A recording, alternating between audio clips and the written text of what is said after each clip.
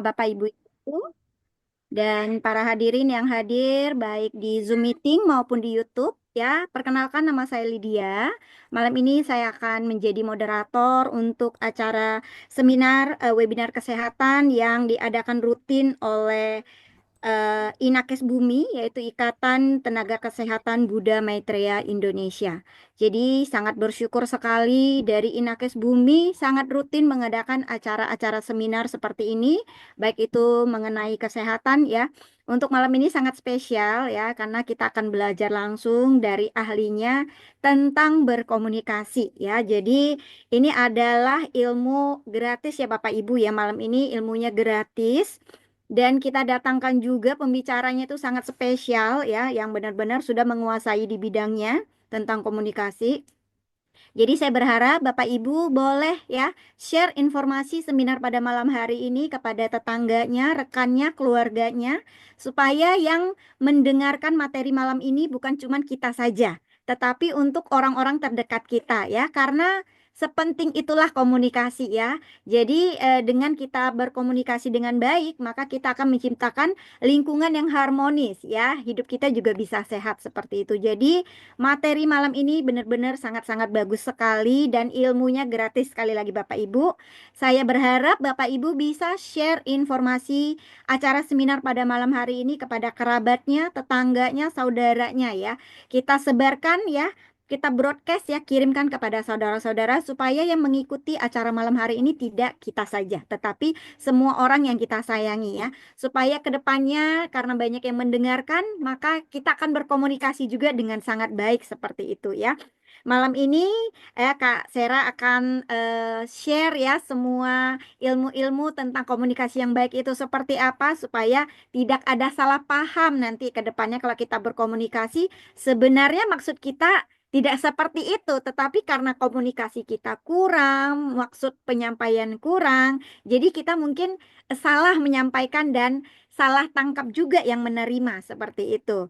Ya, jadi sekali lagi Bapak Ibu, apabila di saat nanti pada saat Kak Sera menyampaikan materi, Bapak Ibu ada pertanyaan ya, baik yang dari Facebook, dari YouTube, Bapak Ibu boleh ya, boleh ditulis langsung di kolom komentar ya, di kolom komentar di chat, atau Bapak Ibu nanti pada saat sesi tanya jawab mau langsung on the spot bertanya langsung juga tidak masalah ya. Nanti kita open untuk pertanyaan tetapi di akhir sesi. Jadi kalau Bapak Ibu pada saat mendengarkan ada yang ingin ditanyakan dicatat terlebih dahulu ya.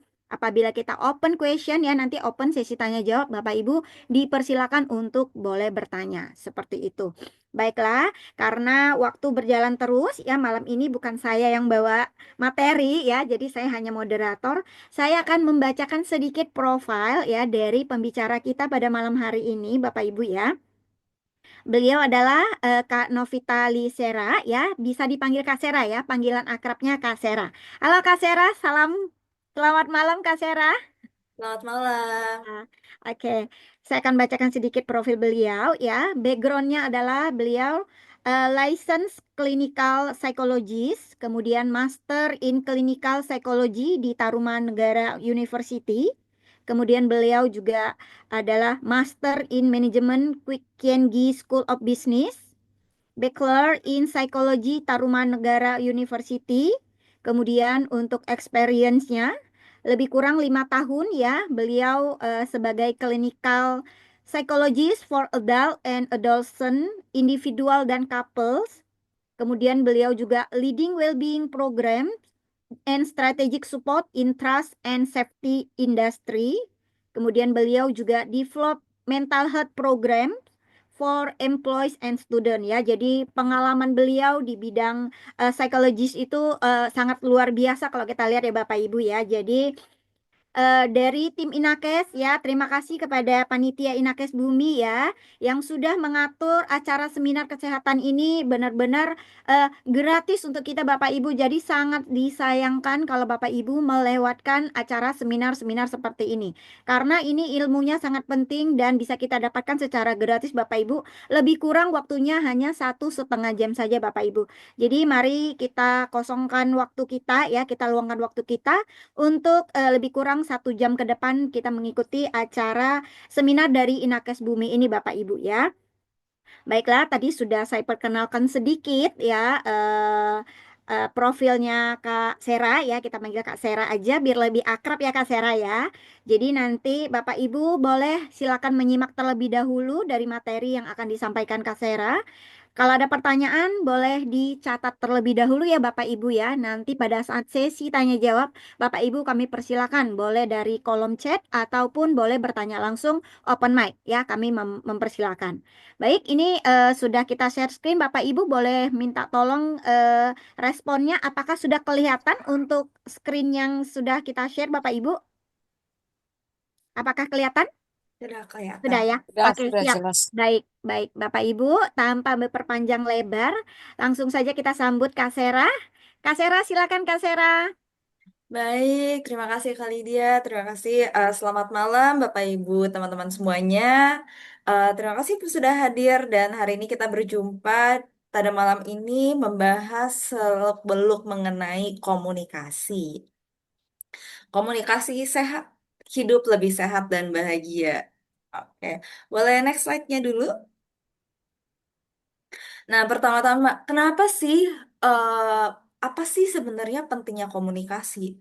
Kayak kita dari kecil sampai besar kan sebenarnya setiap harinya semenjak kita, apa namanya, bahkan sejak lahir, kita sudah berusaha untuk berkomunikasi, mengkomunikasikan, menyampaikan pikiran kita, perasaan kita, ketidaknyamanan kita, apapun itu. Mungkin ketika bayi kita masih bisa apa namanya belum bisa benar-benar menyampaikan secara verbal dengan baik. Tapi seiring perjalanan waktu, seiring kita sudah dewasa pada saat ini, kita sudah jauh belajar untuk gimana caranya menyampaikan dengan kata-kata. Nah, tapi kenapa sih kayak kan komunikasi sebenarnya hal yang kita lakukan setiap harinya. Lantas kayak apakah sebenarnya butuh untuk belajar lagi nih komunikasi? Nah, pada dasarnya, karena setiap hari justru kita, apa namanya ya, melakukan komunikasi, setiap hari kita berbicara dengan keluarga kita, dengan orang tua mungkin, dengan pasangan, dengan anak, dengan mungkin yang bekerja dengan rekan kerja, dengan atasan, dengan teman-teman kita. Bisa dikatakan ya ratusan kata, ratusan kalimat, ribuan kalimat yang kita ucapkan setiap harinya. Nah, tapi sebenarnya ketika kita berkomunikasi, mungkin kayak menghabiskan waktu ngobrol dengan orang lain, yang paling kita ingat bukan selalu isi atau kata-kata yang diucapkan, tapi biasanya yang lebih mengena, lebih membuat kita teringat sampai eh, mungkin berbulan-bulan kemudian atau bahkan bertahun-tahun kemudian itu adalah bagaimana sih perasaan kita setelah percakapan tersebut. Mungkin ada kata-kata yang sederhana, mungkin kata-kata yang ketika kita secara umum dengar kayak, oh itu kata-kata yang sebenarnya bersifat netral. Tapi ketika ada saat suatu titik, suatu kejadian, suatu masa tersebut, ketika kata-kata itu disampaikan kepada kita, mungkin kita ngerasa kayak, wow, aku merasa sangat terlihat, aku merasa sangat dipahami, aku merasa sangat dihargai. Tapi sebaliknya juga sama. Mungkin ada satu kalimat, satu kata-kata yang entah sudah berbulan-bulan yang lalu, entah mungkin sudah bertahun-tahun yang lalu, masih teringat oleh diri kita, masih terngiang-ngiang dan masih terasa menyakitkan. Mungkin saat ini ada yang kepikiran. Nah, disitulah sebenarnya letak kekuatan dari komunikasi ini. Karena komunikasi itu bukan cuma sekedar menyampaikan informasi A kepada orang B, kepada orang C, kepada orang D. Enggak. Tapi setiap komunikasi, setiap kata-kata, setiap kalimat yang kita ucapkan pada dasarnya adalah bisa membuat kita membangun atau merusak sebuah hubungan. Dan setiap dari apa namanya kualitas hubungan kita itu yang pada akhirnya akan memengaruhi diri kita, akan memengaruhi kesejahteraan kita, well-being kita, kesehatan mental kita, dan bahkan bisa juga memengaruhi ke kesehatan fisik kita. Karena komunikasi ini luas dampaknya, gitu. Nah, maka karena itu, sering kali sebenarnya yang sering kita kayak miss, yang sering kita skip, yang sering kita kelupain adalah, oh ya udah, kan saya sudah menyampaikan. Oh kan saya sudah ngomong. Nah, tapi ini bukan hanya tentang kita menyampaikan kata-kata itu doang.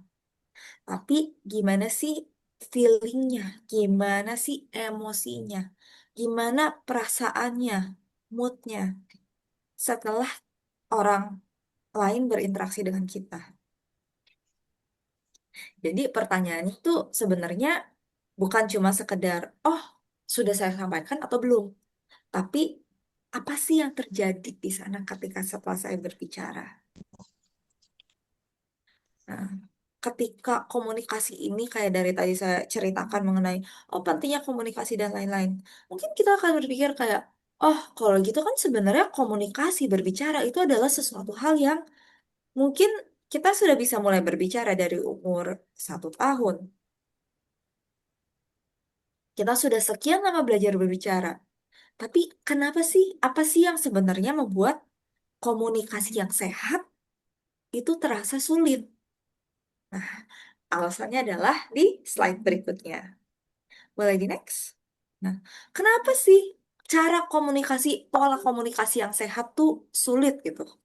Bisa terasa kayak, wah, gimana ya sebenarnya cara untuk karena ketika kita sedang membahas, ketika kita sedang berkomunikasi, itu tuh tidak serta-merta suara dari A masuk ke telinga B, dicerna, dan oke, informasi tersampaikan. Nggak sekedar seperti itu. Tapi ada kontekstual yang berperan besar di sini. Dari situasinya seperti apa? Oke. Dari situasinya seperti apa, kemudian bagaimana interpretasinya, kemudian bagaimana eh, emosi perasaan yang muncul dari itu, kemudian responnya dan bagaimana itu memengaruhi sebuah hubungannya. Karena pada dasarnya respon kita itu tidak serta-merta terhadap situasi yang terjadi, tapi respon kita adalah terhadap interpretasi kita dari sebuah situasi tersebut. Kayak contohnya gini, kalau misalnya kadang-kadang kan kita bisa ya merasa marah terhadap seseorang. Yang kita pikirkan adalah, oh orang ini membuat saya marah nih. Padahal kalau misalnya kita bedah, sebenarnya situasinya adalah si A sedang mengatakan sesuatu. Kemudian, nah di sini apa namanya? Ada proses psikologis kita, ada proses berpikir kita. Otak kita menginterpretasikan kayak apa namanya? Apa sih makna dari kata-kata dia? Terus muncul nih setelah kita menginterpretasikan, oh apa namanya? Maknanya apa? Baru kayak emosinya muncul. Perasaannya apa ketika kita mendengar hal itu dengan interpretasi kita. Dan akhirnya kita merespon, kita memberikan respon entah dari kata-kata, entah dari tindakan yang akhirnya akan berdampak ke hubungan. Mungkin lebih mudahnya saya akan memberikan kayak sebuah contoh. Contohnya nih misalnya apa namanya pasangan kita tiba-tiba bilang kayak "Eh, nanti kita ngobrol nanti kita ngobrol bentar ya." Mungkin itu kan kalau misalnya secara objektif sepenuhnya kita take away, kita hilangkan semua emosi di sana, kayak oh ada sesuatu yang perlu dibahas. Tapi kadang-kadang dalam interpretasinya udah ada nih interpretasinya berdasarkan apa? Interpretasi ini tuh bukan cuma sekedar bahwa oh dari situasi itu sendiri, tapi dari pengalaman-pengalaman kita yang sebelumnya, dari experience yang pernah kita hadapi, kita nge-build jadinya membentuk interpretasi itu. Karena itu mungkin ada beberapa yang berpikir kayak, oh ya udah mau diajak ngobrol aja. Tapi ada juga yang bisa mikir kayak, wah, apakah aku dalam masalah? Wah, apakah ini aku ada melakukan kesalahan apa ya? Ada melupakan apa ya? Mungkin apakah aku ada melupakan anniversary, ada melupakan ini atau melakukan banyak interpretasi yang bisa muncul dari satu situasi, satu kalimat, satu kata-kata yang sama. Nah, interpretasinya kalau misalnya muncul dengan kayak, oh ya mau diajak ngobrol, mungkin emosi yang apa namanya, ada yang emosi yang muncul adalah, oh ya udah santai aja, chill gitu kayak, oh ya karena mau ngobrol aja. Mungkin ada yang mau didiskusikan atau apa. Tapi sebaliknya kalau misalnya interpretasinya kayak, wah ada apa ya? Aku melakukan kesalahan apa ya? Aku kelupaan apa ya? Apakah ada masalah tertentu? Itu otomatis emosi yang muncul juga berubah nih.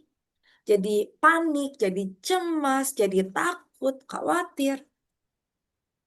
Padahal situasinya sama. Satu kalimat yang sama diucapkan oleh orang yang sama. Karena yang berbeda adalah dari bagaimana kita menginterpretasinya. Tuh.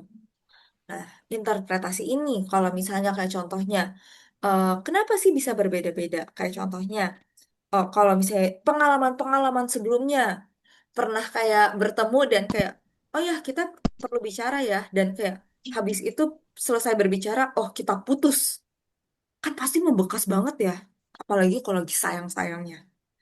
Atau kayak pengalaman sebelumnya, mungkin bukan sama pasangan, kayak oh sama bos gitu dia ajak untuk, oh ya nanti kita butuh bicara ya, terus habis itu ternyata kita ditegur, ada komplain, atau dari keluarga. Orang tua kita yang suka mungkin kayak kalau kita pulang dan kayak kita terbiasa ketika melakukan kesalahan atau ketika orang tua kita mengucapkan nanti kita ngobrol ya. Terus habis itu setelah itu kayak itu pasti dilanjutkan dengan kita ditegur tentang sebuah kesalahan kita. Itu kan akan menjadi kayak membentuk dari pengalaman-pengalaman itu membentuk sebuah keyakinan, membentuk sebuah kepercayaan bahwa oh, kalau tiba-tiba ada yang ngajak ngobrol, itu pasti ada masalah nih. Jadi kita tanpa sadar dari pengalaman-pengalaman yang bertumpuk itu muncul keyakinan, kita udah muncul ekspektasi-ekspektasi thoughts yang lebih condong ke arah negatif gitu. Nah, otomatis kan kalau misalnya emosinya berbeda, respon kita berbeda. Kalau misalnya emosi kita kayak, oh ya udah santai aja, respon kita kayak mungkin kayak, oh santai juga kayak, oh oke nanti ya kabar-kabaran aja mau ngobrol jam berapa. Itu kan kayak relationshipnya juga very chill, kayak santai banget. Tapi sebaliknya kalau misalnya kayak tadi di interpretasi yang berbeda, kayak penuh dengan eh, panik, khawatir, takut, cemas, otomatis respon kita juga kayak deg-degan. Mungkin dari fisik kita kayak udah mulai deg-deg-deg-deg-deg-deg. Dan kita mulai panas, apa namanya keringetan, kita mulai khawatir. Respon kita juga kayak, wah, kenapa nih? Ada apa nih? Ada apa nih? Atau kita langsung membayangkan segala kemungkinan kesalahan-kesalahan yang pernah dilakukan. Dan itu pasti ketika akhirnya pada waktu ketemu dan berbicara, kebayang gak sih satu datang dengan santai, dengan chill, satu lagi dengan kayak penuh kekhawatiran, atau bahkan seringkali ketika kita udah, kan namanya manusia ya, apa namanya kita punya em, apa sih namanya defense mechanism, kayak cara untuk kita bertahan hidup, untuk melindungi diri kita sendiri. Nah, kalau kita datang untuk ketemu itu dengan kayak thoughts bahwa pikiran bahwa oh ini bakal ada masalah nih. Kan kita datang udah dengan bersiap-siap kayak oke, nanti kalau misalnya ada apa aku harus ngapain nih. Kan vibe yang kayak gitu dengan vibe yang berubah aja itu bakal mengaruhi perubahan atau perbedaan dalam apa namanya hubungan itu sendiri, hubungan yang terbentuk dari respon kita. Tuh. Nah, makanya penting banget kalau misalnya untuk komunikasi yang sehat tuh gimana sih? Bukan cuma kita tahu gimana cara menyampaikannya, tapi kita juga perlu memahami diri kita sendiri. Kita perlu kenal diri kita sendiri. Karena tadi ya, interpretasi-interpretasi itu muncul dari pengalaman-pengalaman kita, belief-belief, keyakinan-keyakinan yang kita udah percaya sebelumnya. Kalau kita kenal diri kita sendiri, kita pahami, itu akan sebenarnya lebih mudah atau lebih membantu untuk kita kayak eh, membedah nih interpretasi kita objektif atau ketakutan-ketakutan yang muncul yang mungkin muncul dari pengalaman-pengalaman sebelumnya. Nah, gimana cara mengenali diri kita sendiri, memahami diri kita sendiri? Kalau misalnya bisa dibilang, ini aku bakal share kayak cara sederhananya adalah mungkin kita bisa belajar untuk bertanya, ngobrol ke diri sendiri. Kan kadang-kadang orang ngerasa ya, apa stigmanya adalah kalau kita ngomong orang apa kalau kita ngomong dengan diri sendiri, ngomong sendiri itu kayak orang gila. Padahal penting banget loh kita belajar untuk ngobrol sama diri sendiri. Karena dengan ngobrol itu kita bisa lebih kenal. Apa yang perlu diobrolin, apa yang perlu ditanyakan. Bukan apa namanya mengintegrasi layaknya kita di kantor polisi, tapi lebih ke arah lakukanlah dengan penuh compassion, dengan penuh kasih, dengan penuh rasa keingintahuan dan rasa sayang ke diri kita. Apa yang mau ditanyakan? Yang pertama, tanyakan perasaan kita. Sebelum merespon kan udah ada tuh interpretasi yang muncul dan pasti diikutin dengan emosi-emosi dari interpretasi itu. Sebelum kita merespon, kita tanya dulu ke diri kita kayak, ini aku lagi ngerasain apa ya? Emosi apa ya yang lagi muncul? Nah, terus dari emosi itu juga nanya, sebenarnya aku butuh apa sih untuk make me mungkin kayak feel better, untuk membuat membantu aku untuk bisa memberikan respon yang lebih baik, yang lebih sehat. Dan lastly adalah ini tuh apakah aku lagi reacting atau aku lagi merespon ya?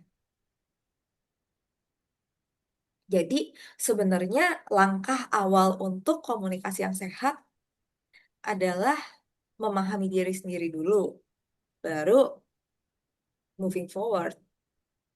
Nah, next.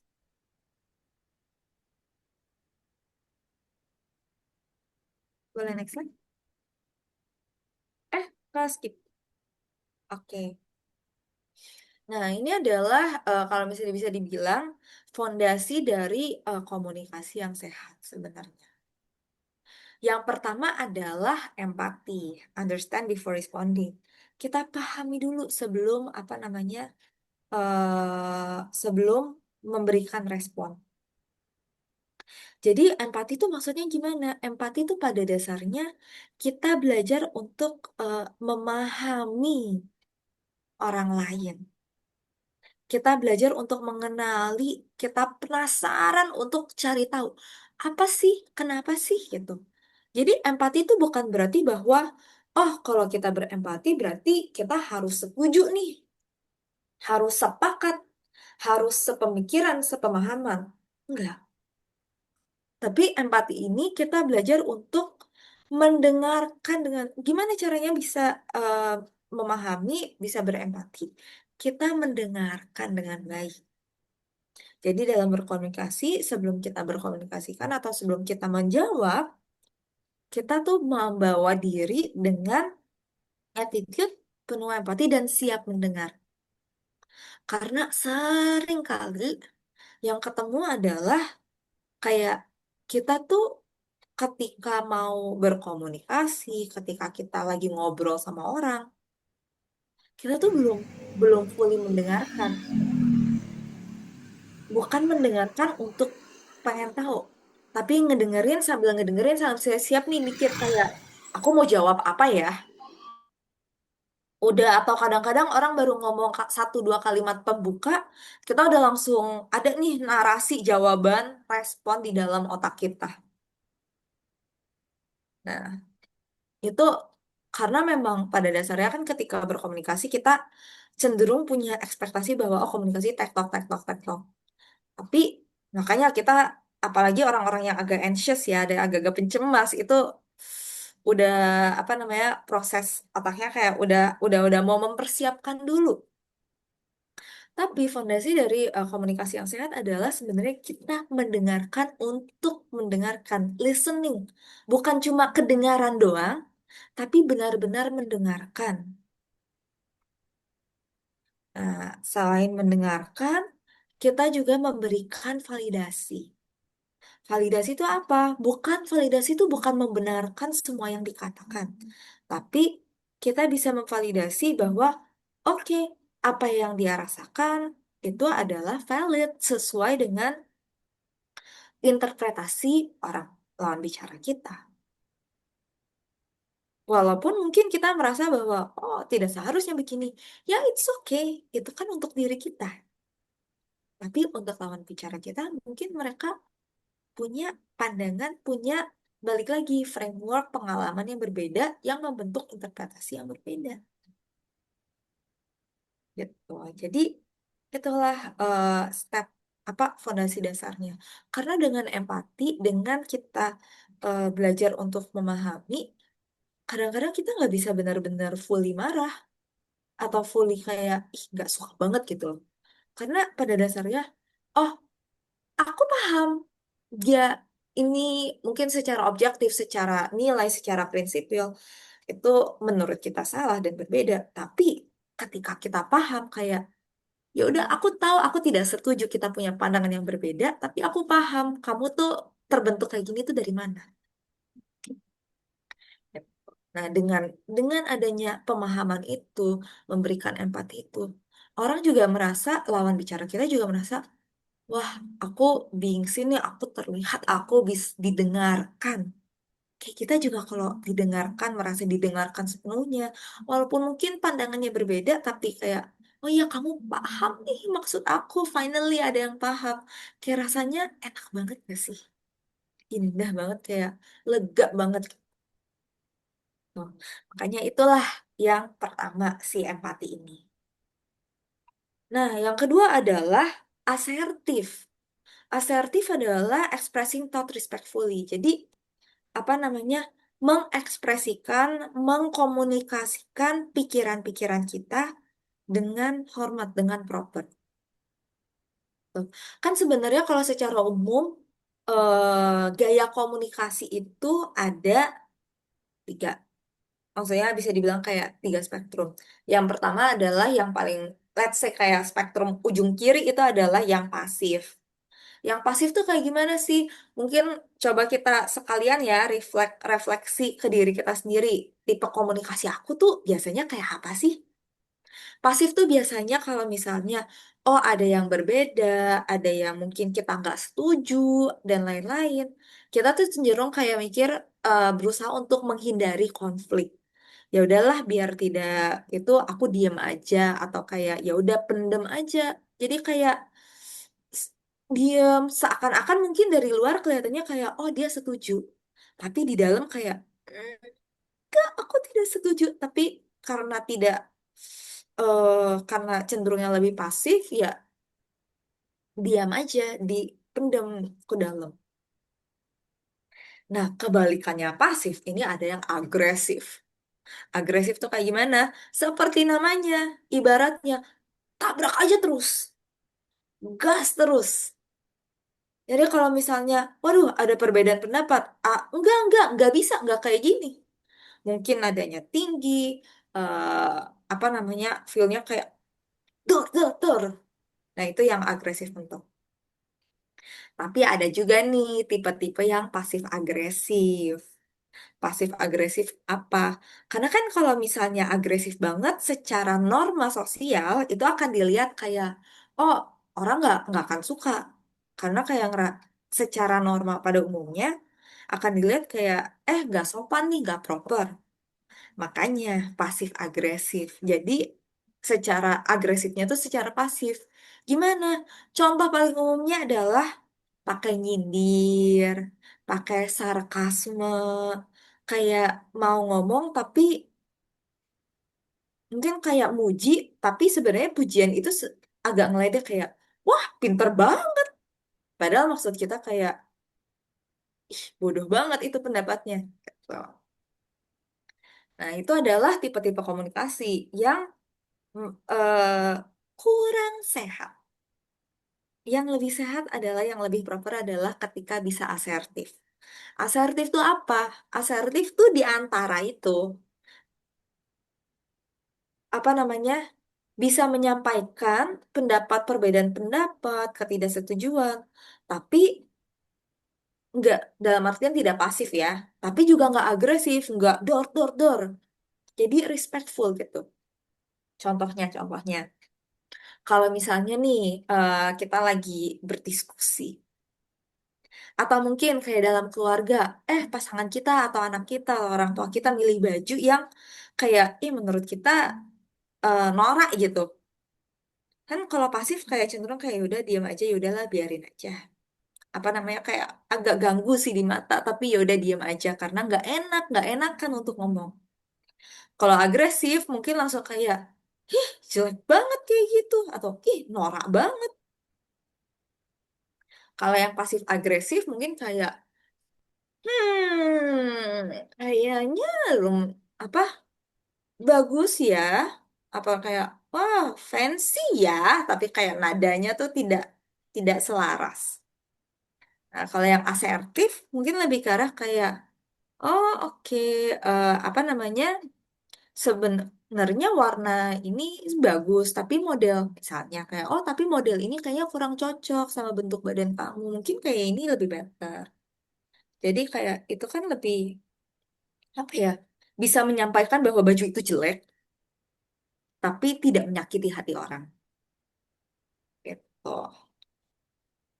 Dan yang ketiga yang menurut aku tuh penting-penting banget adalah untuk repair.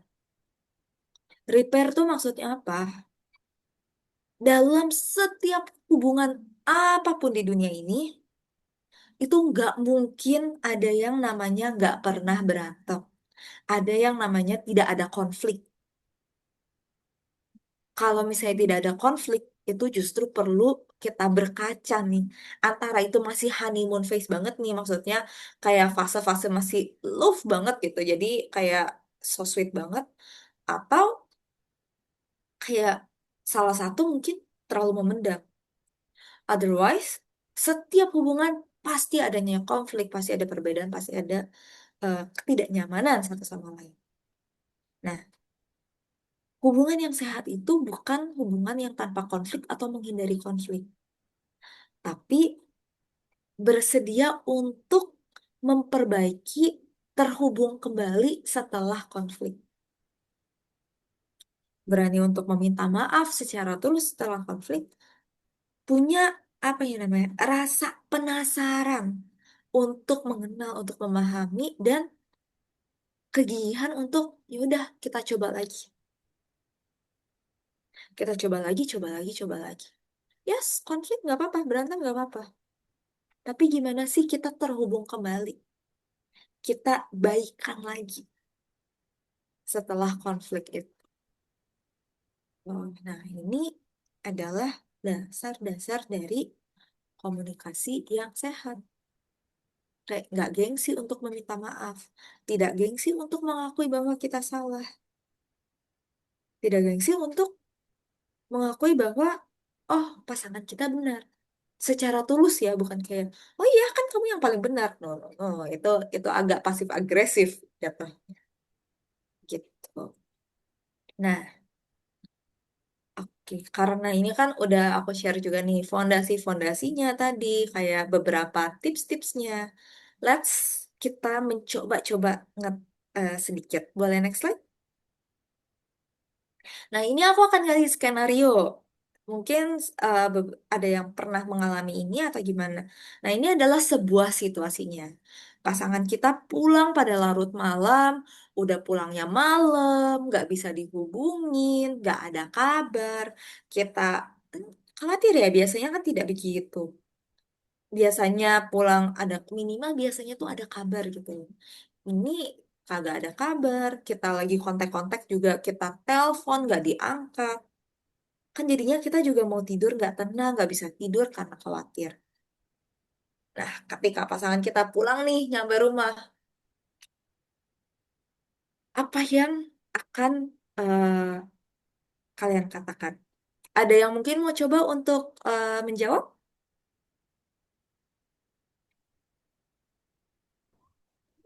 Yuk, Bapak Ibu yang mau kasih respon langsung boleh ya Kak Sera ya berarti ya. Boleh, Boleh. boleh. Yuk, boleh, boleh ya Bapak Ibu ada yang mau ngasih responnya langsung, boleh ya, langsung open mic aja nggak apa-apa.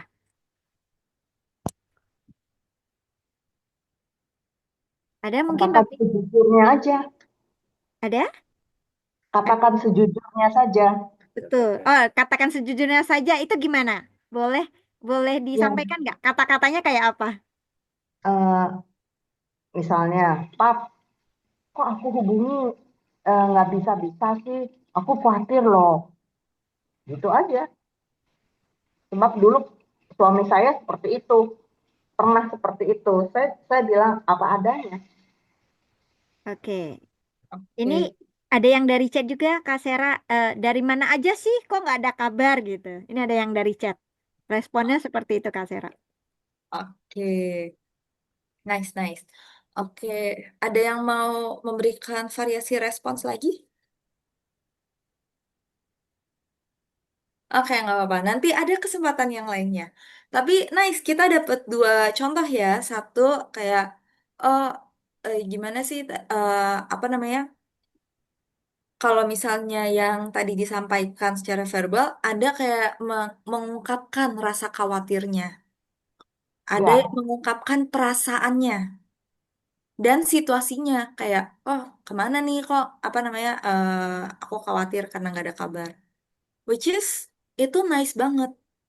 Karena jelas feelingsnya apa, perasaannya apa, karena situasinya apa. Jelas dan konkret.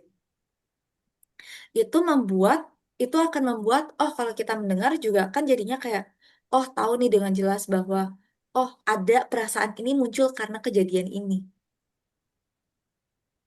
Tuh, jadi itu itu nice banget cara komunikasinya yang bisa nge-bridging untuk lebih apa namanya ya eh konkret solutif ke depannya. Tuh. Terus kalau misalnya nih yang di chat, jadi apa dari mana aja sih kok nggak ada kabar? Nah ini sebenarnya agak apa namanya tergantung dengan nada bicara banget. Karena nada bicara yang kayak oh mungkin masih sweet sedikit, mungkin masih enak didengar. Tapi kalau misalnya apalagi udah khawatir ya tengah malam capek dari mana aja sih kok nggak ada kabar? Kayak kebayangkan apa namanya feel-nya tuh langsung berbeda. Capek dari mana aja sih kok nggak ada kabar? Kayak kebayangkan apa namanya feel-nya tuh oke. Nah, jadi itu apa namanya pasti akan ngaruh nih ke relationship afterward, apa relasi yang interpretasi relasi yang akan terbentuk. Gitu. Terus ada tuh yang kirim juga, oh sudah makan belum? Kok malam banget? Which is menurut aku pretty okay juga karena soften dulu dengan care, dengan menunjukkan perhatian. Tapi balik lagi memang karena di chat jadi agak tergantung nada bicaranya ya. Tapi tipsnya adalah kalau misalnya dalam situasi-situasi seperti ini, satu hal yang penting untuk kita coba untuk sampaikan, nggak cuma kayak berusaha untuk em, mengetahui apa yang terjadi, tapi karena kita khawatir dan itu pasti akan mempengaruhi dengan nada bicara kita, cara mood kita pada saat itu. Penting untuk kita juga menyampaikan kayak tadi secara konkret feelingsnya apa karena situasi apa. Oke, ada next yang selanjutnya. Ada skenario, boleh next slide? Nah, ini nih,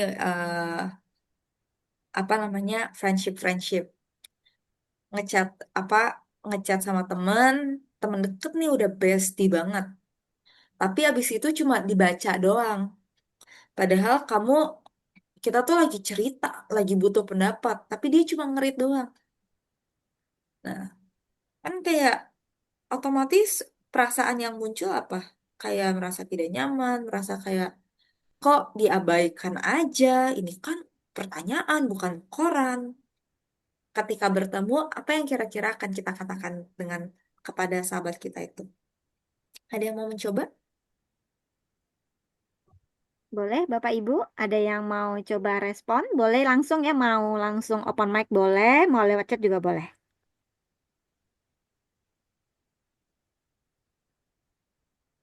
Lagi sibuk ya, gimana pendapatmu? Oke. Nah, nice, nice, nice, nice try. Kayak, oh lagi sibuk, gimana pendapatnya? Nice try. Di, oh, oke. Oke, ada yang raise hand juga nih. Mau coba untuk Boleh, menjawab secara yang verbal? resen boleh. Eh, ya Ibu Rosalia Amelia ya, mau langsung open mic? Halo, selamat malam, Ya, malam. Kak. Boleh Bu langsung. Kalau saya sih merasa kalau seperti itu nanti akan Ibu direspon atau tidak, yang Ibu penting tidak Rosalia, menyampaikan. Jadi yang penting kalau itu tentu penting yang bagi penerimanya. Apakah mendengar? suaranya Yes, tadi Kak? agak putus-putus Ibu. Maaf, tadi suaranya agak putus-putus. Boleh diulang lagi mungkin Ibu?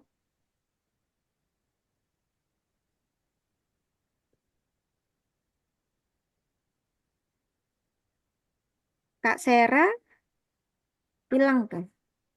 Oh, sepertinya kena sinyal. Sinyal-sinyal gimana? Ya. Jelas, Kak? Oke, oke, sudah jelas, sudah jelas. Sudah ya. Jadi pada intinya adalah kalau kita hanya diri itu memang kalau secara etika tidak sopan.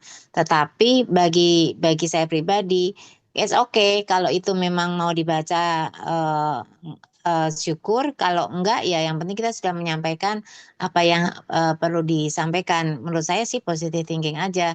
Yang menjadi pikiran dan perasaan itu hanya kita aja di otak kita. Menurut saya sih seperti itu. Terima kasih. Oke, makasih Ibu. Oh, Lanjut Kak Sera, di chat juga banyak Kak Sera. oke, iya, betul-betul. Nah, ini di chat lumayan positif vibe ya. Kayak, oh ditanya baik-baik, nggak usah pakai emosi. Bukan. Lagi sibuk ya, gimana pendapatnya? Kamu baik-baik aja, tumben WA saya hanya dibaca. Diamkan saja, anggap dia lagi sibuk. Sebaiknya positive thinking aja, mungkin lagi sibuk atau bad mood. Jangan bergantung dengan orang lain walaupun tidak dijawab.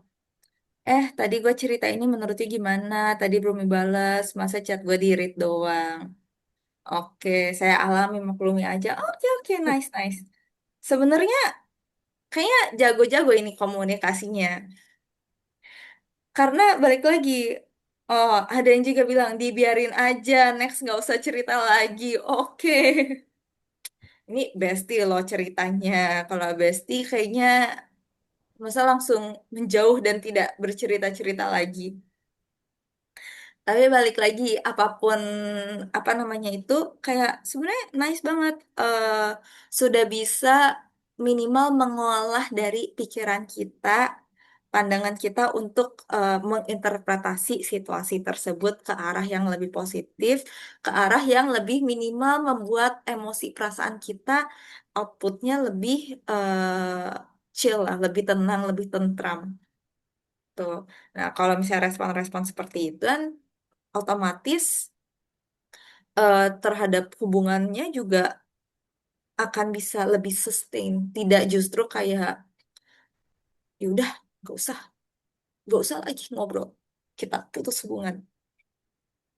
Tuh. It's nice. Oke, cakep. Kita ada satu case lagi. Next.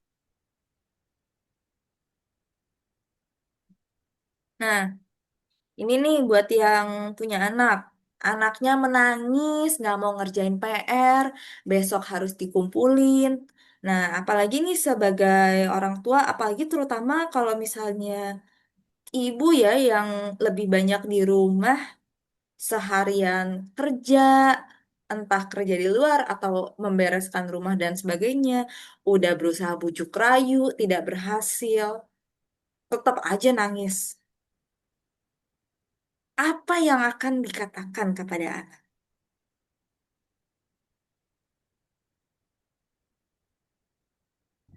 Boleh Bapak Ibu yang mau kasih respon boleh ya, by chat boleh, mau open mic juga boleh. Boleh raise hand ya. Oke, di chat ada kalau kerjain PR nanti dikasih jajan.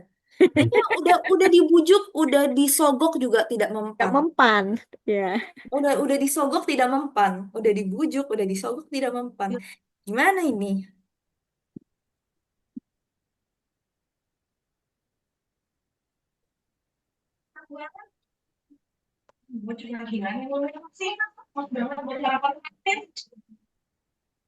Boleh. Ada yang mau raise hand, mau langsung respon? Atau mau kolom chat boleh?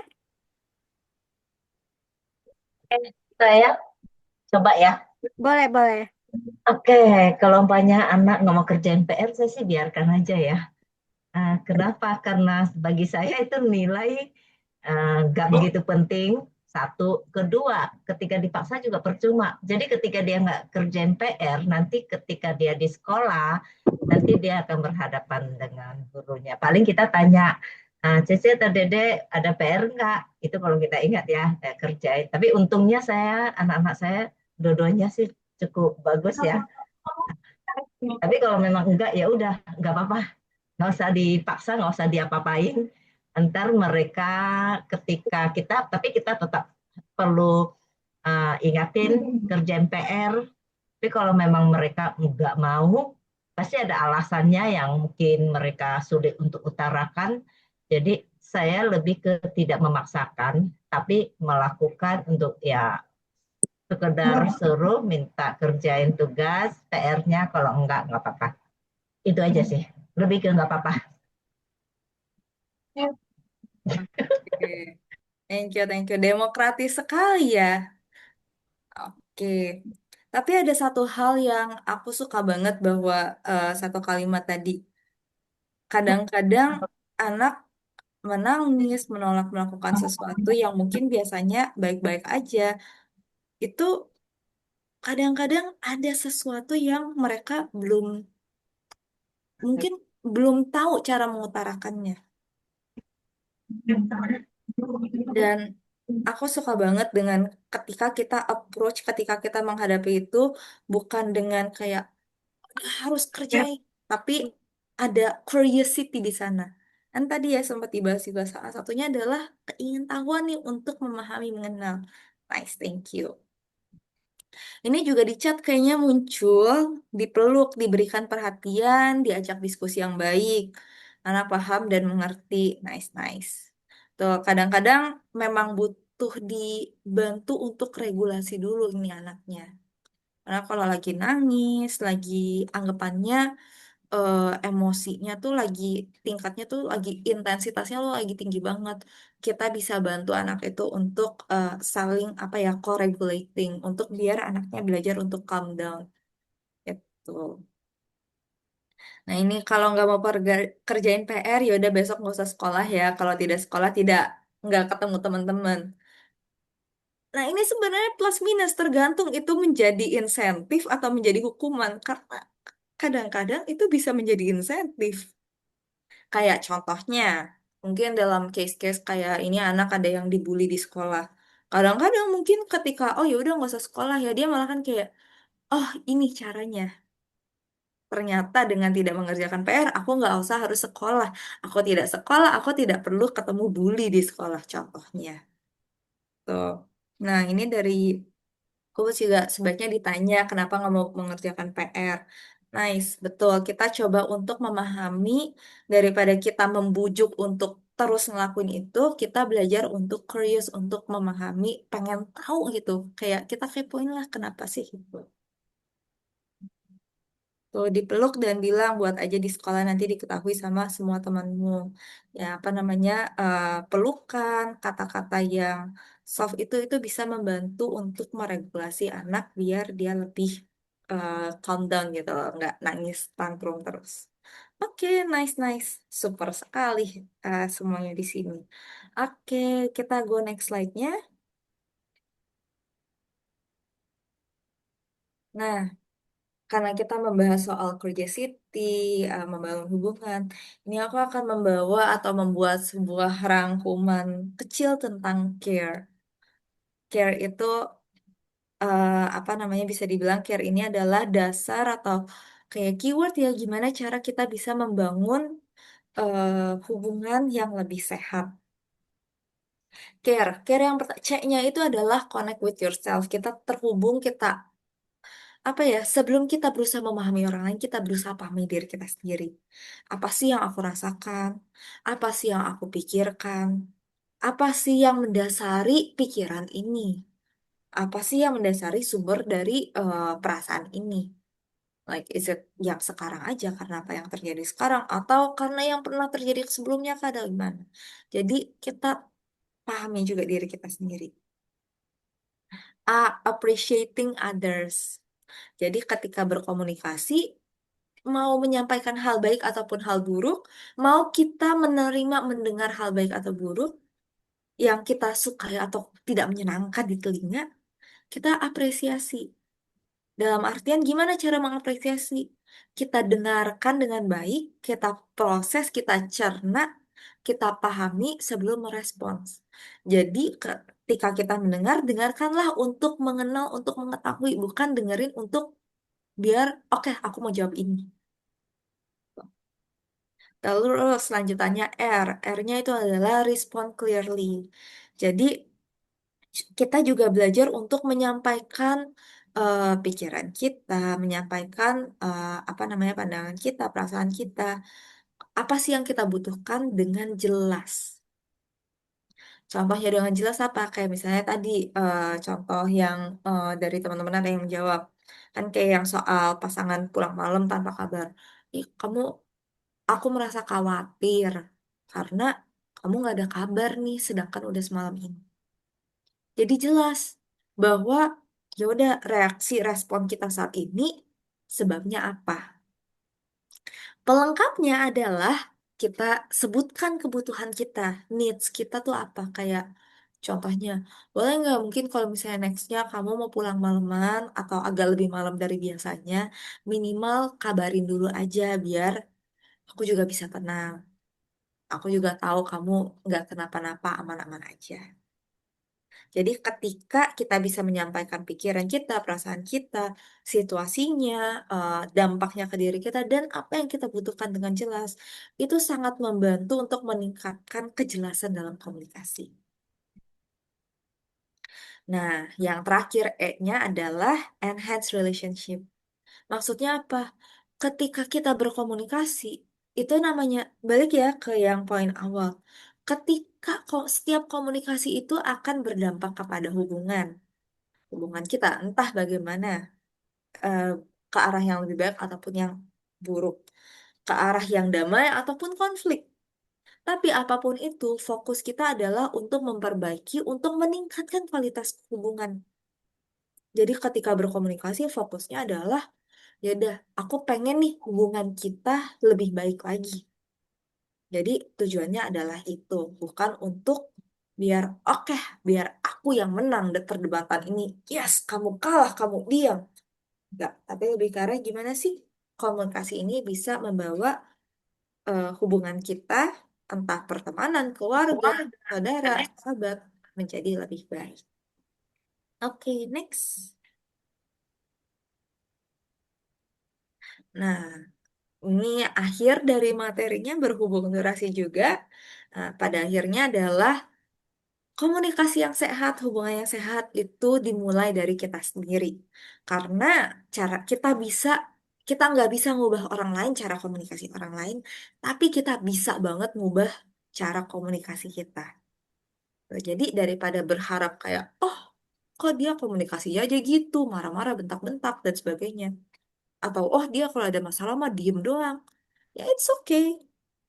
Kita nggak bisa ngubah itu, tapi kita bisa berusaha minimal berubah dari diri kita sendiri. Thank you. Aku sekian dari materi hari ini. Mungkin Oke, thank you banget Kak Sera untuk materinya. Ya, jadi luar biasa banget Bapak Ibu ya. Jadi komunikasi itu kita mulai dari diri kita sendiri ya Kak Sera berarti ya. Kita nggak usah menuntut orang lain, kita mulai dari diri kita sendiri biar kita bisa jadi contoh gitu ya. Bapak Ibu, kita masuk ke sesi tanya jawab. Bapak Ibu kalau ada pertanyaan boleh banget di-share di kolom chat atau yang mau resign mau open mic langsung bertanya ke Kak Sera juga boleh banget ya. Ini kita sesi tanya jawabnya untuk tiga pertanyaan terlebih dahulu ya Bapak Ibu ya.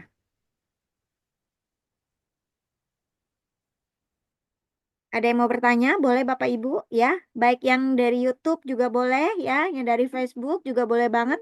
Langsung disampaikan saja mau lalui kolom chat boleh, mau raise hand langsung boleh. Ini ada yang raise hand, Kak Susi. Boleh Kak Susi? Open mic aja Kak Susi. Selamat malam. Saya, Malam, malam Ibu Heeh, Susi. Boleh langsung Ibu. iya, saya punya pertanyaan satu ya. Kalau anak diajak komunikasi itu susah, susah dijelasin. Dia juga tetap kekeh pada pendiriannya.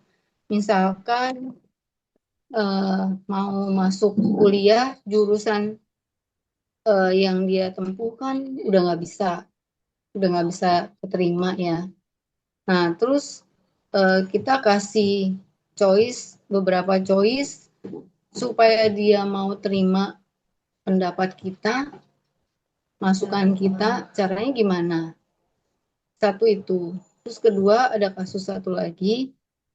eh Waktu itu, jadi ada eh, ini dia berteman sama temennya, kayak udah kena pengaruh buruk. Terus kita kasih dia nasehat, dia nggak mau denger, dia malah teriak-teriak. Kita dibilang jahat, terus nggak boleh ikut campur urusan pribadi anak-anak sekarang kan gitu ya. Kita udah nggak boleh ikut campur urusan pribadinya dia karena dia udah dewasa. Itu sekarang udah nggak mau komunikasi jadinya gitu. Saya kan tantenya, jadi dia udah nggak mau komunikasi lagi sama saya. Tapi kita kan namanya orang tua, kita nggak mungkin ya membiarkan anak. Terus juga kita juga rindu supaya dia juga bisa punya hubungan baik seperti dulu gitu loh. Itu cara memulainya gimana? Sekarang kan anak ini udah nggak mau komunikasi sama sekali gitu loh. Jadi cara gimana? Enggak, handphone nggak diblokir. Saya sering WhatsApp hal-hal baik. eh, Ya kayak gini lah ya, ada di IG ada masukan apa baik, tapi dia nggak respon sama sekali. Nah, kasus ini udah berjalan hampir setengah tahun gitu. Nah, cara memperbaiki hubungan ini gimana? Itu pertanyaan saya itu sih. Terima kasih. Kak Sera mungkin kita langsung coba jawab aja ya Kak Sera ya. Jadi biar satu pertanyaan kita jawab, nanti satu pertanyaan kita jawab seperti itu ya Kak Sera ya. ya, boleh boleh. Oke, Nanti baik. kalau Baik. kebanyakan takut aku Iya, yang lupa betul, betul, pertanyaannya betul. apa. Baik, baik. Lanjut ya Kak Sera. Oke. Oke. Nah, tadi pertanyaan pertama ya, kalau misalnya anak ajak komunikasi, eh, apa namanya, kayak kekeh nih dengan pendiriannya, dengan pandangannya. Gimana sih caranya biar anak mau menerima pendapat kita? Itu gimana? Nah, sebenarnya kayaknya ini adalah situasi yang dialami hampir semua, atau kalau tidak semua, ya banyak banget orang tua. Tapi yang pertama-tama, kita tuh butuh tahu dulu nih, kita butuh paham dulu tujuan komunikasi apa. Karena seringkali sebagai orang tua, karena kita mungkin, karena kita sebenarnya orang tua tuh datang melakukan hal tuh berlandaskan dari rasa sayang, rasa peduli, rasa ingin melindungi, menjaga, rasa ingin biar anak ini tuh jangan sampai harus melewati masa-masa sulit, jangan sampai salah jalan, jangan sampai itu. Kita pengen protek kayak ini loh, ini loh. Kadang-kadang mungkin greget sendiri ya kayak ya udah ini jalan yang mulus, lewatlah sini. jalan yang kamu suka banyak lobang. Marilah cari jalan yang lain. Jadi masuk ke komunikasi tujuannya kayak aku pengen merubah pikiran anak ini. Tapi sebenarnya komunikasi yang sehat tuh nggak selalu menghasilkan atau memunculkan kayak anak berubah pikiran. Tapi mungkin lebih ke arah sarannya adalah it's okay untuk mengkomunikasikan kayak sebagai orang tua merasa khawatir, merasa concern kayak oh ini anak nanti gimana. Boleh share, boleh menceritakan oh ya sebenarnya mama ngerasa khawatir nih karena kan yang kamu pengen ini udah nggak bisa keterima. Terus jadi mama khawatir ya udah kamu jadinya gimana atau mau kayak gimana.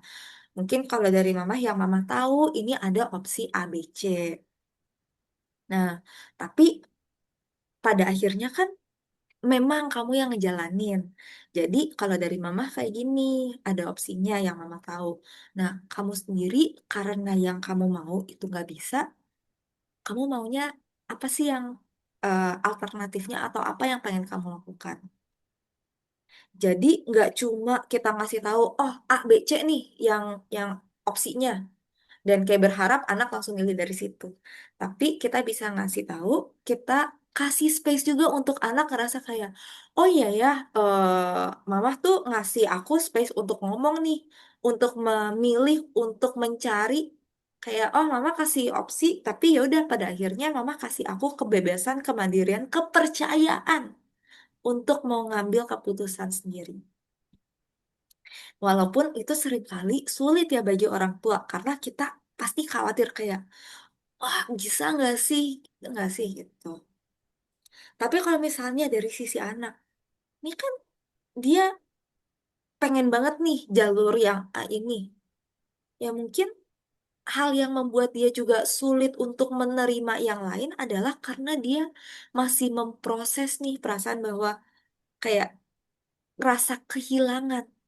Entah jurusan impiannya, harapannya. Karena kalau misalnya, kayak kita kalau misalnya lagi ngerasa sedih banget, diajak ngomong yang solusi juga nggak bakal masuk. Kita lagi marah banget dibilang, ya udah kamu tenang dulu aja. Gimana bisa tenang?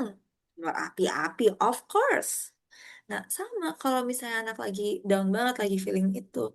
Dengan kita memberikan solusi, itu tuh sebenarnya bukannya salah, tapi belum saatnya.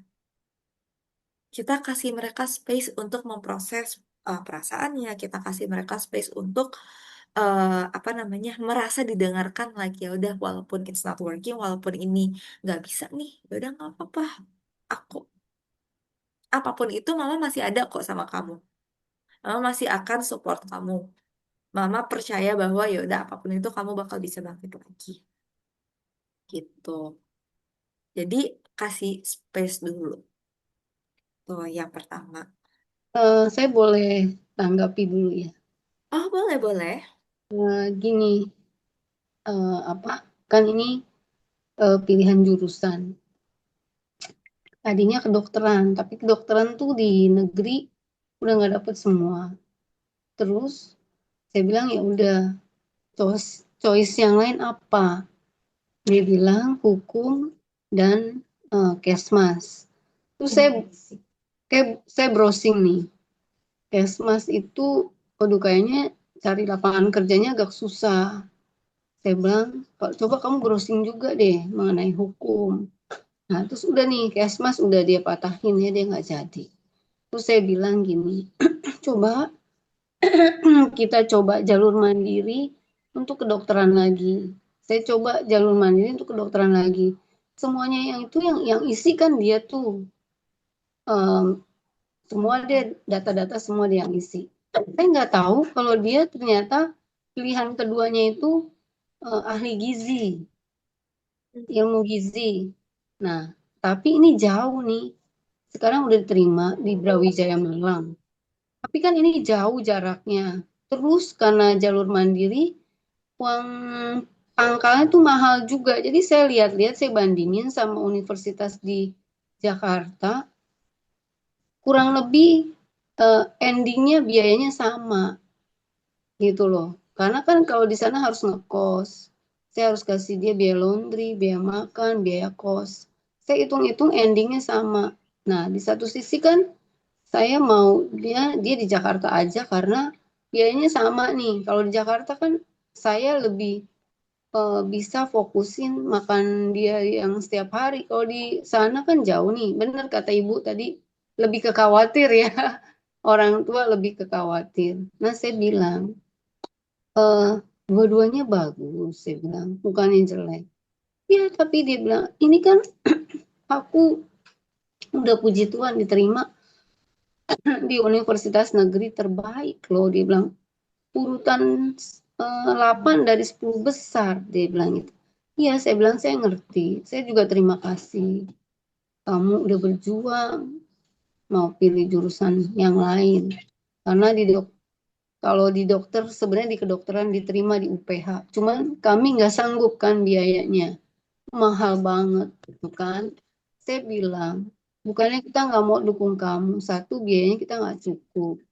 Kedua, saya takut kamu putus di tengah jalan, kamu nyerah. Uang kita hilang semua loh. Harusnya uang yang tadi hilang bisa untuk biaya kuliah jurusan lain sampai finish. Ini putus di tengah jalan, kita harus ulang lagi. Jadi buang biaya 2 kali, saya bilang itu. Udah akhirnya dia oke kalau untuk kedokteran dia terima. Kalau nggak sampai dapat negeri, dia nggak ambil jurusan kedokteran. Nah yang jadi permasalahan, saya maunya dia kuliah di Jakarta.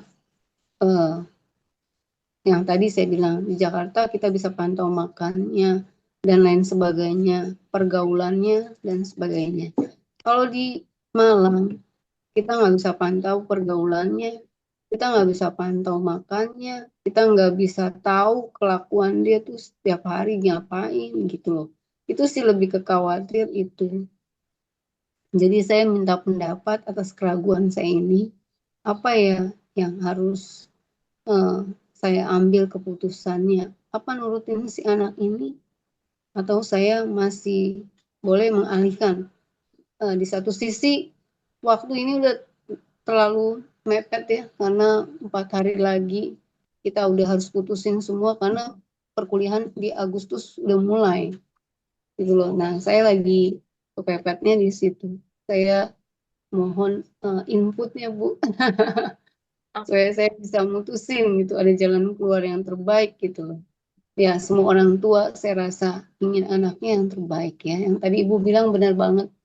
Saya memahami, iya saya benar. Saya kasih tahu nih ada lubang-lubang gitu loh. Saya takutnya itu doang. Cuma itu doang sih. Kita nggak mau kan anak kita rusak, anak kita gagal, benar gak? Kita karena itu semua buat masa depannya dia gitu loh. Kita mau benar buat masa depan dia yang terbaik. Saya rasa 100% orang tua maunya begitu ya.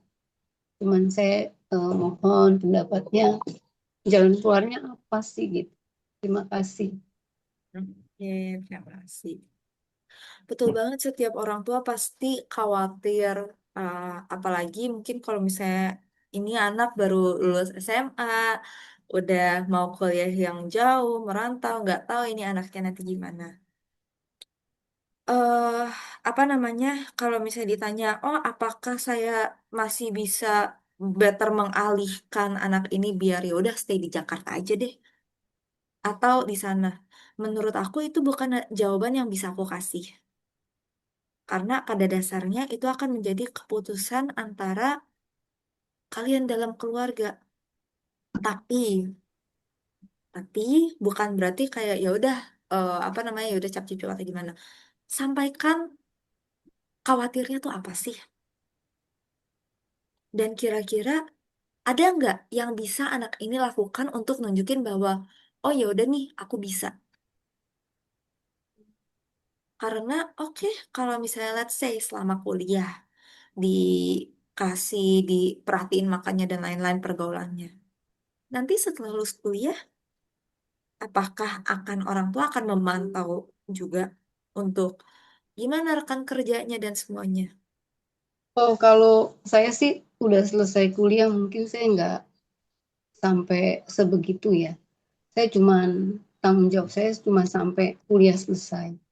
saya anggap kalau kuliahnya udah selesai, saya anggap dia udah dewasa. Itu loh. Kalau mungkin kalau udah selesai kuliah, tugas saya cuma berdoa sama cuma kasih input atau teman diskusi gitu. Saya udah nggak mau atur lagi sama seperti sekarang nih. Kalau sekarang kan sifat kekanak-kanakannya masih ada.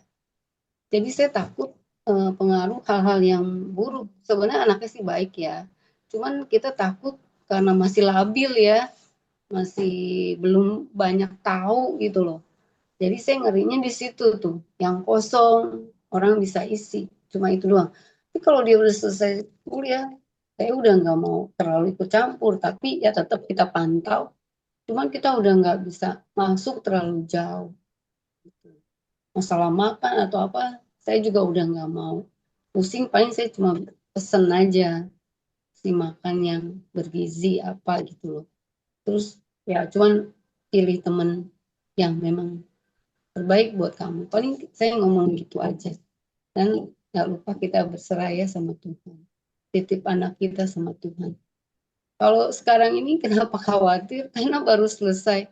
Masih bisa nangis soalnya anaknya. Jadi kayak belum dewasa. Jadi kita juga khawatirnya di situ. Kalau saya lihat pribadinya dewasa, mungkin saya akan lepas juga sih.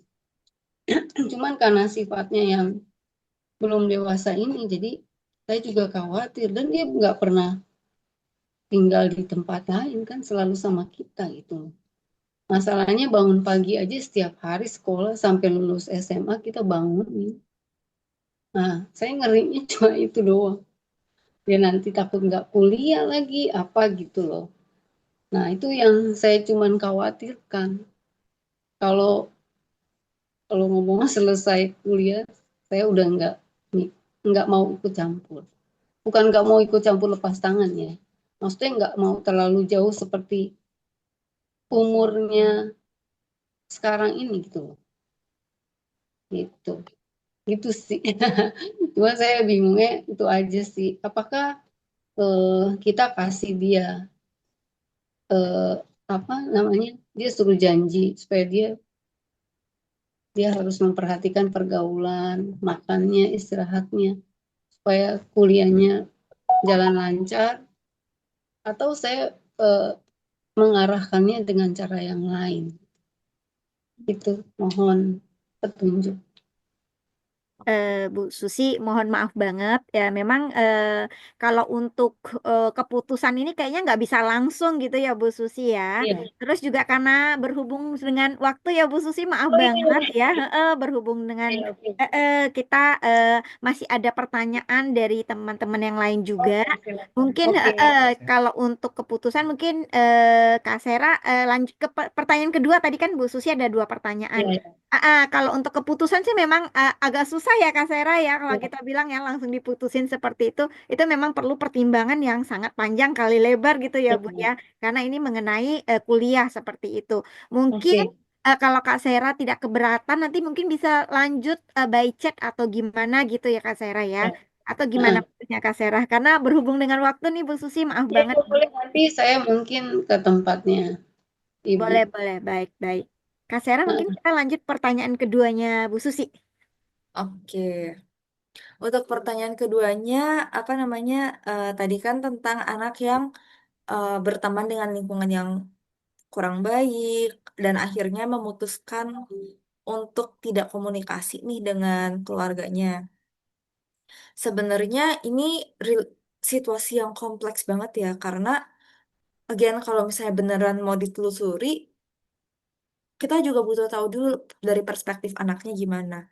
Jadi mungkin P3K-nya adalah coba untuk approach tanpa bukan untuk menasehati, tapi lebih ke arah curious aja pengen kenal.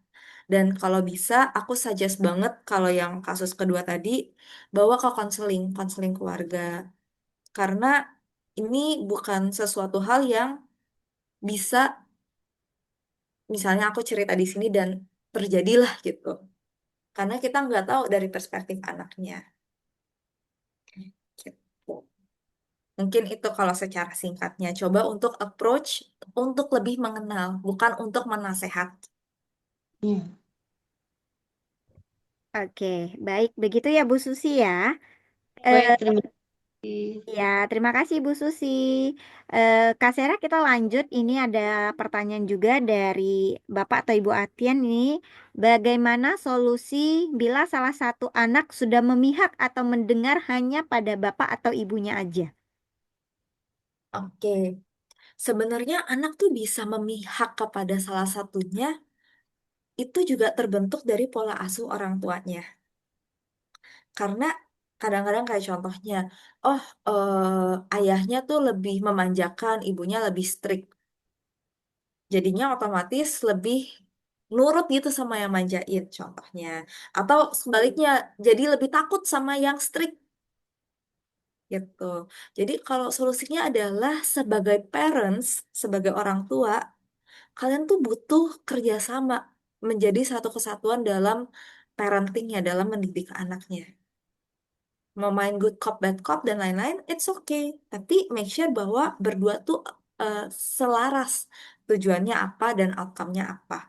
Kalau misalnya kayak satu, ah udahlah ini nggak apa-apa, satu lagi, ih jangan kayak gini. Itu anak pasti akan sangat banget bisa memihak ke salah satu pihak. Singkatnya demikian. Orang tuanya harus kompak dulu ya, Kak Sera ya. Jadi biar Betul. enggak. Oke, next seperti itu ya Kakak, Ibu atau Bapak Atian tadi ya. Kemudian kita lanjutkan ke pertanyaan berikutnya. Kak, kalau mau berbicara tapi orangnya super galak, kasar, ngegas. Gimana ya Kak? Kita sudah takut duluan. Nah, nih, persiapan mentalnya gimana nih Kak Sera kalau kita mau komunikasi sama orang tersebut? Oke. Kadang-kadang galak, kasar, ngegas itu adalah interpretasi kita. Tapi balik lagi, persiapan mentalnya adalah coba untuk memahami gitu backgroundnya apa. Kayak contohnya mungkin ada beberapa budaya yang ngomongnya halus, lembut, pelan gitu. Tapi ada budaya yang emang bukan ngegas. Memang kebudayaannya cara ngomongnya keras, lantang. Jadi ketika kita misalnya menghadapi dengan kayak, oh dia emang cara komunikasinya kayak gitu. Berarti cobalah untuk berempati, memahami, oh iya dia dari backgroundnya gini. Apa sih yang bikin kita takut? Oh, karena ngerasa takut kayak berasa dimarahin. Oh, kenapa aku berasa kayak dimarahin?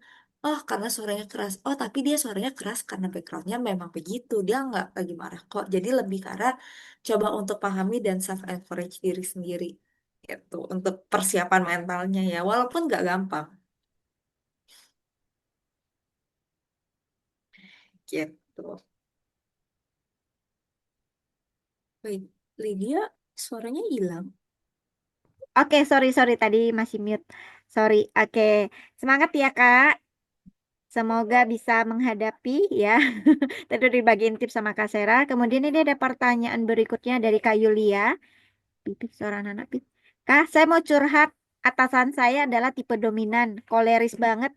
Setiap kali bicara, beliau tidak pernah mau mendengarkan pendapat atau penjelasan. Sebentar, agak panjang ini. Sebentar ya.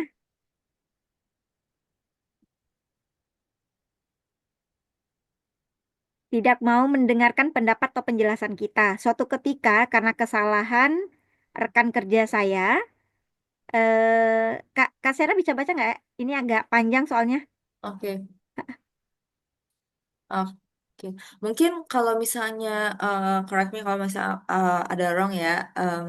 Jadi kayaknya ini lebih ke arah dalam lingkungan kerja di mana atasannya tipenya dominan alfa banget gitu. Jadi cenderung kurang mau mendengarkan pendapat, kemudian ada rekan kerja yang kamu rekomendasikan tapi membuat kesalahan dan akhirnya atasan kamu tuh sering mengomel, menyindir dan lain-lainnya. Nah, mungkin satu hal yang dalam situasi seperti ini tuh, satu hal yang perlu kita pegang adalah apa namanya, kita tuh nggak bisa ngubah orang lain, ngubah cara komunikasi orang lain. Kalau dia suka mengomel, dia suka menyindir dan lain-lainnya. Tapi yang paling penting dari kamu sendiri itu gimana? Kalau misalnya aku paham banget sih, ini adalah situasi yang melelahkan. Tapi lebih ke arah, eh kayaknya ini lebih ke arah kamu tuh antara suka sama kerjaannya, tapi lelah dengan situasinya, dengan hubungan pekerjaannya. Apakah mau tetap stay bertahan atau pengen resign juga? Nah, sebaiknya yang dilakukan adalah untuk ini tuh lebih kayak berkaca ke diri sendiri dulu. Kayak kamu bisa coba belajar untuk meregulasikan emosi kamu, mood kamu, setiap kali atasan kamu mengomel. Which is tidak mudah, kayak untuk kayak, oke, dia mengomel seperti itu ya karena interpretasi dia, cara komunikasi dia. Jadi belajar untuk, ya di satu sisi belajar untuk bersikap bodoh amat terhadap situasi tersebut. Tapi kalau misalnya kamu ngerasa bahwa aduh ini tuh karena terus-menerus itu tuh udah memengaruhi aku banget nih, pengaruhin kayak mau kerja jadi takut, kepikiran dan lain-lain. Which is apa namanya very normal juga. Ya mungkin alternatifnya kamu bisa konseling secara rutin untuk belajar meregulasi secara intens. Tapi di sisi lain kalau misalnya kamu ngerasa bahwa like pekerjaan itu nggak cuma di situ doang kok. Tapi bukan langsung resign. Tapi bisa untuk kayak, oke, aku suka pekerjaan ini, tapi nggak suka orangnya. Pekerjaan itu mungkin tidak satu-satunya di tempat itu. Jadi fokusnya bisa ke, oke, aku bisa upskilling dulu sekarang sambil eksplorasi. Siapa tahu ada kesempatan yang lebih baik, aku siap gitu. Yang penting jangan melakukan sesuatu secara impulsif atau resign secara impulsif terutama ya gitu karena dampaknya jangka panjang kurang lebih seperti itu. Oke, terima kasih Kak Sera. Dari kolom chat sih sudah nggak ada pertanyaan ya Kak ya. Cuman ini mohon maaf banget tadi, ini kan Bu Susi katanya mau minta nomor HP Kak Sera. Ini gimana? Apakah menghubungi melalui Instagram atau gimana? Nanti Kak Sera boleh respon yang ini ya. Tapi dari Facebook ada satu pertanyaan terakhir Kak Sera. Ini dari Pak Kiswan. Bagaimana komunikasi antara atasan dan bawahan? Apakah bisa dimaklumi terus-menerus karyawan atau harus memenuhi standar yang cukup tinggi untuk menerima karyawan atau bawahan? Seperti itu pertanyaannya Kak Sera. Oke, ini konteksnya sebagai atasan, Dan karyawan. sebagai atasan menilai komunikasi karyawan. Seperti itu. Oke, kalau misalnya tadi itu ada dua dua menurut aku dalam pertanyaannya, apakah eh, toleransi terus atau Heeh, expect punya standar yang tinggi? yang Itu tinggi. kayak ujung sama ujung nih.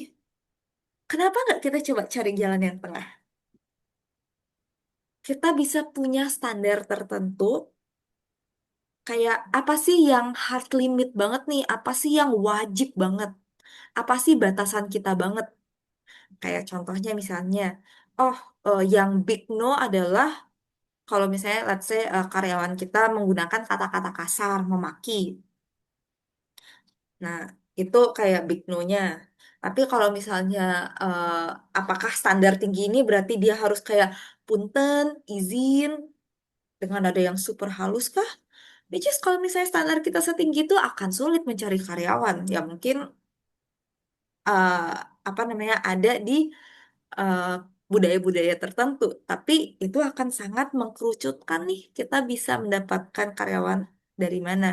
Belum tentu eh, skill komunikasinya sesuai standar tinggi kita, skill set untuk bekerjanya sesuai. Jadi mari kita jangan ngambil kedua ekstrem kayak ya udah toleransi toleransi aja yang penting kerjaan beres. Tapi itu apa namanya? Karena kalau misalnya cara komunikasi terlalu buruk, lingkungan kerja, vibe kerja karyawannya tuh juga nggak enak. Kayak contohnya yang tadi kan kalau misalnya apa namanya disindir-sindir terus, dikata-katain terus, pasti demotivasi juga pada sesuka-sukanya apapun kita dengan pekerjaan itu pasti akan ada titik kita demotivasi. Tuh, jadi jangan cari yang standar super tinggi, jangan terlalu toleransi juga. Tapi kita kenalin kayak, oke apa sih yang penting? buat kita apa yang bisa ditoleransi. Dari situ kita bisa lebih fleksibel. Yang penting yang hard limitnya ini pokoknya nggak boleh nih. Ininya apa? Kita benar-benar tahu gitu. Kurang lebih seperti itu.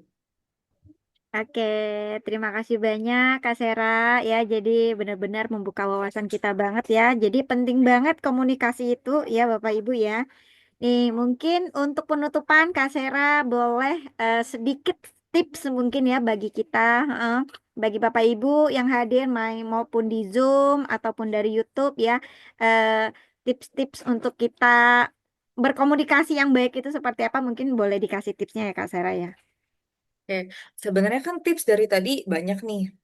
Tapi menurut aku untuk melatih komunikasi yang sehat, terlepas dari sekian ratus tips dan cara-cara yang mungkin selain di sini, di online, di mana-mana bisa kita temukan, yang paling penting adalah kita benar-benar mempraktekannya.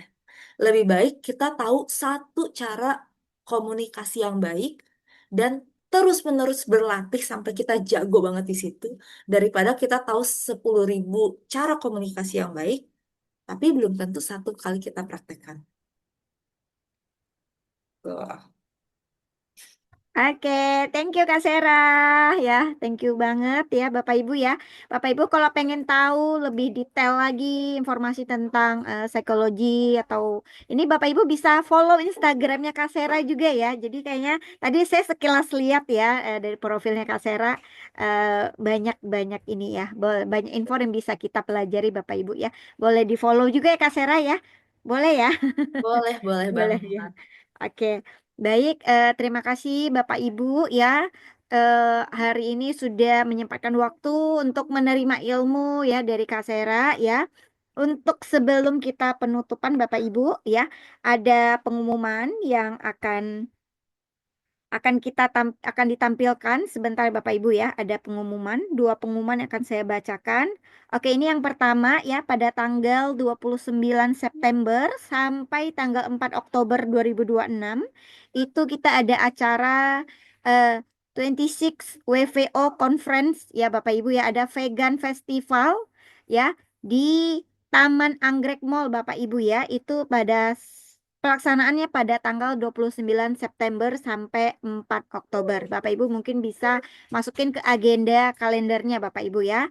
Kemudian yang kedua ya, pada tanggal berapa boleh di bawah sedikit? Oke, tanggal 29 sampai 30 Agustus ini adalah yang paling dekat ya Bapak Ibu ya. Ini acaranya akan diselenggarakan di Tang City Mall Bapak Ibu ya. 25 tahun ya World Vegan Organization Conference Bapak Ibu dan International Vegan Festival di Tang City Bapak Ibu ya. Boleh dicatat ya di kalender masing-masing. Tanggal 29 sampai 30 Agustus. 2 hari aja Bapak Ibu ya, boleh.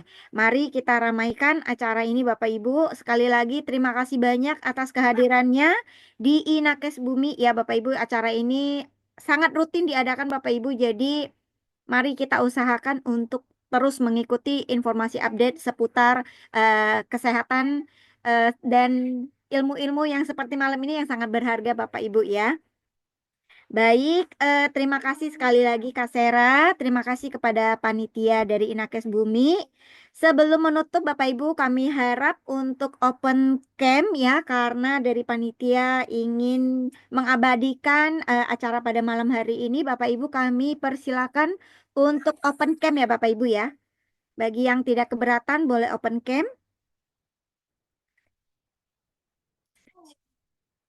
Oke, sebentar ya, kita screenshot ya. Saya hitung 1, 2, 3 Bapak Ibu. Ada lagi yang mau open cam? 1. Lagi, kita tunggu ya. Saya hitung 10. 1, 2, 3, 4, 5, 6, 7, 8, 9, 10. Oke, siap. Kita screenshot ya. Senyum Bapak Ibu semuanya. 1, 2, 3. Oke, sekali lagi. 1, 2, 3. Oke.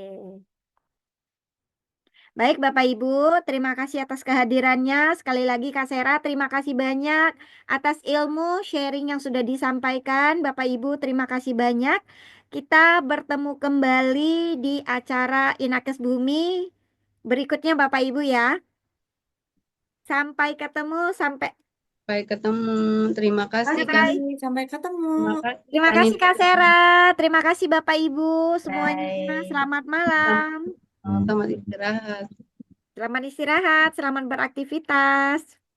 Selamat malam.